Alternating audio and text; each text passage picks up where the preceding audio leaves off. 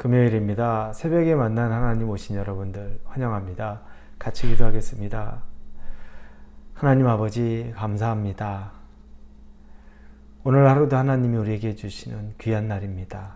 또 좋은 날입니다. 감사로 받아야 할 날입니다. 이런저런 생각을 하고 이런저런 어려움이 있다고 해서 우리가 이렇게 선물로 받은 날을 고민만 하다가 걱정만 하다가 또 때로는 분노만 하다가 보낼 수는 없지 않습니까? 이 같은 시간 주어진 날이 우리 생애 최고의 날인 것처럼 우리가 감사하며 지내게 하여 주옵소서. 다시 돌아오지 못할 날입니다. 오늘이 지나가면 이 날은 다시 오지 못합니다. 이 날을 하나님 정말 기뻐하고 허투루 보내지 않도록 하나님 우리와 함께 하여 주시옵소서. 예수님의 이름으로 기도합니다. 아멘. 우리에게 주시는 말씀은 마태복음 26장입니다. 36절부터 46절까지의 말씀입니다. 마태복음 26장 36절에서 46절입니다. 마태복음 26장 36절에서 46절까지의 말씀 우리 같이 읽겠습니다.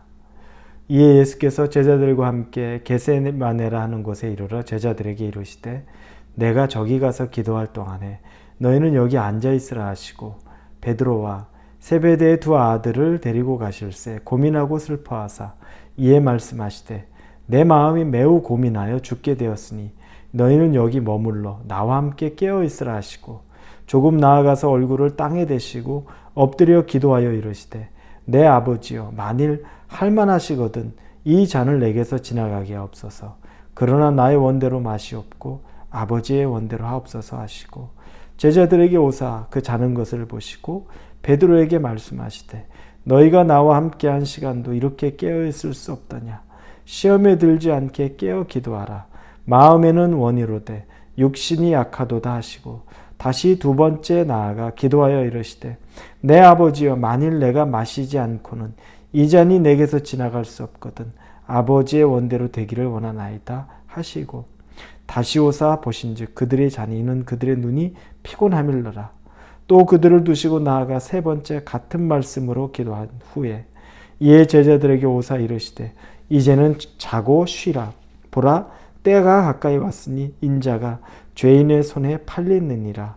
일어나라 함께 가자. 보라 나를 파는 자가 가까이 왔느니라. 아멘. 예수님은 제자들과의 마지막 만찬을 마무리하셨습니다. 마지막 만찬, 그 만찬은 유월절 만찬, 사실은 기쁨의 만찬이죠. 하나님께서 이스라엘 백성들을 유월절, 처음 유월절을 지키게 된 것, 즉 출애굽, 자유하게 하신 것, 노예의 삶에서 자유자로 만들어주신 것을 기뻐하고 감사하고 즐거워하는 자리입니다. 그 유월절을 맞이해서 예수님께서는 이제 유월절 어린 양이 되기 위하여 그래서 그 마지막 만찬 자리에서 제자들과 시간을 보내는데 제자들은 그 자리가 어떤 자리인지를 사실 잘 모릅니다. 예수님만 알고 계시는 거죠.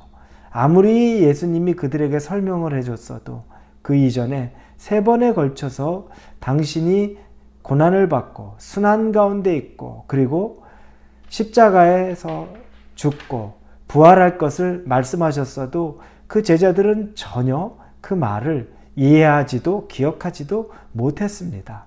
그 일은 나중에 알게 되죠. 그러니 이 만찬의 자리에서 예수님이 어떠한 말을 해도 그들은 모릅니다. 그저 만찬의 식사가 즐거웠을 것이고 그 교제의 자리가 행복했을 것입니다. 그 자리 가운데 예수님이 함께 계셨는데 이제 그 식사의 자리는 끝이 났습니다. 그들은 이제 잘 먹었으니 쉬어야 되겠다는 생각을 했을 수 있는데 예수님은 그때 제자들 3명 베드로와 그리고 형제인 야고보와 요한의 형제 이 셋을 데리고서 겟세마네 동산으로 가십니다. 왜냐하면 그곳에 기도하러 가신 것입니다. 그들은 왜 거기에 가야 될지 몰랐는데 예수님은 그들을 데리고 가서 같이 기도하기를 원하셨던 겁니다. 여러분, 기도에 예수님께서는 괴로운 일이 있을 때 기도해야 된다는 것을 몸소 예수님 자신이 실천하셨습니다. 고난을 받는 일은 누구나 다 괴롭습니다. 선교사님들이 선교지에서 늘 우리가 선교 보고를 들으면 감사하게 기쁨으로 사역합니다. 맞죠? 감사가 있고 기쁨이 있습니다. 그렇다고 해서 여러분, 고난이 힘겹지 않은 것이 아니고, 고난이 두렵지 않은 것이 아니고, 고난이 괴롭지 않은 것이 아닙니다. 아프고 힘들고 괴로운 건 똑같습니다. 예수님도 이제 제자들과의 삶을 마무리하고 그 땅에 있는 사람들을 이제 두고 순환을 당하고 십자가를 지고 돌아가셔야 되는 것, 그 자체가 예수님에게 말할 수 없는 두려움입니다. 그 두려움은 예수님에게도 기도해야 하는 시간임을 알려주는 겁니다. 이건 여러분 우리에게 정말 큰 도전입니다. 예수님도 괴로울 때 기도하셨습니다. 왜냐하면 기도하지 않으면 그 괴로움을 도무지 이겨낼 방법이 없기 때문입니다. 기도하지 않으면 그것을 극복할 수 있는 힘이 아무 곳에도 없기 때문입니다. 왜냐하면 그 고난은, 하나님이 허락하신 그 고난은 오직 하나님을 다시 붙잡을 때만 이겨낼 수 있다는 것을 예수님은 아신 거죠. 그럼에도 불구하고 여러분, 혹시 여러분 앞에 기도해야 되는 일이 있는데도 불구하고 여러분 기도하지 않는 것은 아닙니까? 예수님도 하신 기도인데 어찌 우리가 기도하지 않겠습니까? 기도의 때가 되었다면, 지금이 기도해야 되는 상황이라면 여러분 지친 몸을 이끌고 기도할 수 있기를 바랍니다. 지금 제자들은 잠들어 있습니다. 예수님은 이 제자들에게 중보기도 요청을 했습니다. 나와 같이 이곳에 머물자, 같이 나를 위해 기도하라 해달라는 것입니다. 그러나 여러분, 이 중보기도에는 나를 위해 기도해달라는 것도 있지만 예수님은 또 그들이 깨어서 기도해서 그들 자신을 위해서 준비하라는 겁니다. 우리가 여러분 다른 사람을 위해서 중보기도하는 것, 다른 사람만 위해서 중보기도하는 것일까요? 그 기도를 하면서 우리가 또한 깨어 있어서 무슨 일이 일어날지도 모르는데 우리가 그 가운데 보호받고 우리가 그 가운데 성령의 함께 하심을 경험하는 귀한 기도가 바로 중보기도입니다. 예수님은 그래서 그 3명의 제자에게 중보기도하라, 그래서 깨어 있으라고 말씀하신 겁니다. 기도해야 될 때, 나를 위한 기도의 시간, 또 다른 사람을 위한 기도의 시간, 이 모든 기도의 시간은 우리가 깨어 있으면서 하나님의 인도함을 받는 시간이 된다는 것을 꼭 기억하시기를 바랍니다. 제자들이 예수님이 첫 번째 가서 기도하고 돌아오셨을 때 잠들어 있습니다. 피곤해 있었죠. 예수님의 기도가 어땠습니까? 그때 예수님의 기도는 오늘 본문에 보니까 내 아버지여, 만일 할만하시거든 이 잔을 내게서 지나가게 하옵소서. 그러나 나의 원대로 마시옵고 아버지의 원대로 하옵소서. 여러분, 이 한마디의 말에 기도만 하고 딱 오셨나요? 아니죠. 제자들이 잠들어 있는 사이에 아주 땀방울이 핏방울이 되도록 기도하셨는데 계속 끙끙 대시면서 기도한 겁니다. 그래서 기도하는 모양을 볼 때 39절에 얼굴을 땅에 대시고 엎드려 기도하여 이르시되, 대표적인 말씀이 이것이지만 이 말의 시작과 끝이라고 저는 봅니다. 뭐냐면 만일 할만하시거든 이 잔을 내게서 지나가게 하옵소서. 이게 기도의 시작입니다. 괴롭습니다, 아버지. 너무 두렵습니다, 아버지. 제가 꼭 이걸 해야 되겠습니까, 아버지? 이 기도가 예수님의 기도의 시작이었을 겁니다. 그러나 그 뒤에 그러나 나의 원대로 마시옵고 아버지의 원대로 하옵소서. 기도를 계속하고 끊임없이 땀이 핏방울이 되는 기도를 하는 마지막 순간에 예수님은 이 기도가 나오기 시작하는 거죠. 그러나 내 원대로가 아니라 아버지의 원대로 이루기를 원합니다. 기도가 진전되는 거죠. 아버지의 뜻에 순종하는 기도를 시작하는 거죠. 그러나 여러분, 이 기도가 이렇게 한번 기도했다고 끝난 걸까요? 아니요.